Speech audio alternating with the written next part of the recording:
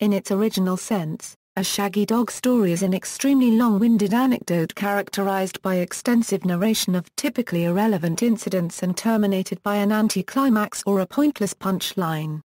Shaggy Dog stories play upon the audience's preconceptions of joke-telling.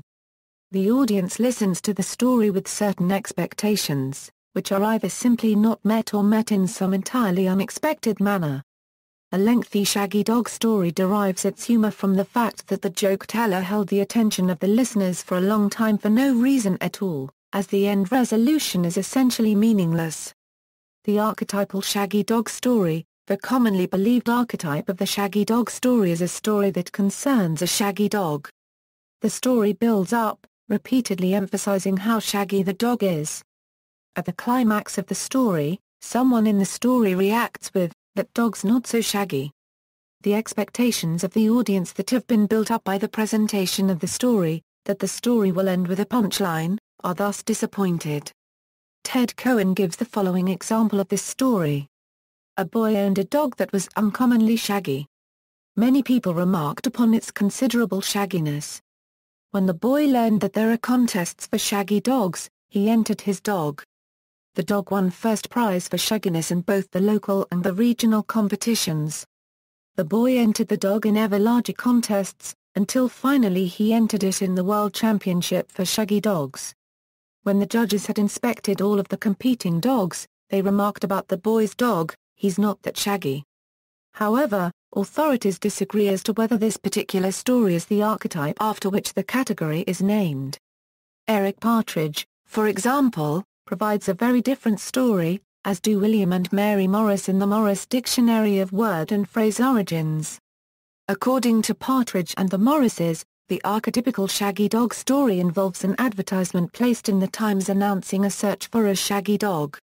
In the Partridge story, an aristocratic family living in Park Lane is searching for a lost dog, and an American answers the advertisement with a shaggy dog that he has found and personally brought across the Atlantic, only to be received by the butler at the end of the story, who takes one look at the dog and shuts the door in his face saying, "But not so shaggy as that, sir." In the Morris story, the advertiser is organizing a competition to find the shaggiest dog in the world, and after a lengthy exposition of the search for such a dog, a winner is presented to the aristocratic instigator of the competition, who says, "I don't think he's so shaggy." Examples in literature. A typical shaggy dog story occurs in Mark Twain's book about his travels west, Roughing It. Twain's friends encourage him to go find a man called Jim Blaine when he is properly drunk, and ask him to tell the stirring story about his grandfather's old ram. Twain, encouraged by his friends who have already heard the story, finally finds Blaine, an old silver miner, who sets out to tell Twain and his friends the tale. Blaine starts out with a ram, and goes on for 4 more mostly dull but occasionally hilarious unparagraphed pages. Along the way, Blaine tells many stories, each of which connects back to the one before by some tenuous thread, and none of which has to do with the old ram. Among these stories are, A Tale of Boiled Missionaries, of a Lady Who Borrows a False Eye, a Peg Leg, and the Wig of a Coffin Salesman's Wife, and a final tale of a man who gets caught in machinery at a carpet factory and whose widow bought the piece of carpet that had his remains woven. As Blaine tells the story of the carpet man's funeral, he begins to fall asleep, and Twain, looking around, sees his friends suffocating with suppressed laughter.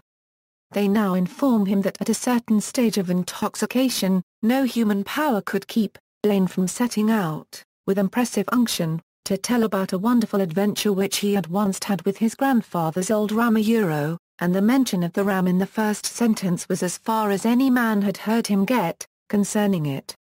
Examples in music. Ilo Guthrie's classic anti-war story song Alice's Restaurant Massacre is a shaggy dog story about the military draft, hippies, and improper disposal of garbage.